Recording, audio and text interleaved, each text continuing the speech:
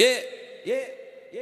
In the winding Padma, where the silt is so fine and the silver-scaled hills are all swimming aligned, live Ishraq the dolphin, a shushruk so gray, who loved to go exploring through every new bay. His nose was quite long and his eyes were quite small, but he didn't need vision to see it through all. He lived in a world made of whistles and clicks and knew all the river's most clever type tricks. But Ishraq was curious, a bit too much so, and followed a current where the deep waters flow. He chased after minnows and skipped through the foam until he was miles from the safety of home. The river grew wide and the water grew salt as the freshwater currents began to all halt. "Where am I?" cried Ishraq with a click and a squeak, feeling suddenly lonely and tired and weak. The banks looked different, the trees were all new, and the sky was a hazy and dusty type blue. He swam in a circle, he swam in a square, but he couldn't find home anywhere in the air. The big ships went honk and the motors went hum, making Ishraq's poor head start to rattle and drum. "I'm lost in the delta, I'm lost in the deep, and I've got a long promise that I have to keep." He remembered his mother, so wise and so old, who told him a secret more precious than gold. The river has music, a heartbeat, a song that tells you exactly where you should belong. Close your small eyes and just listen to sound, for the path to the village is easily found. Every rock has an echo, every bank has a beat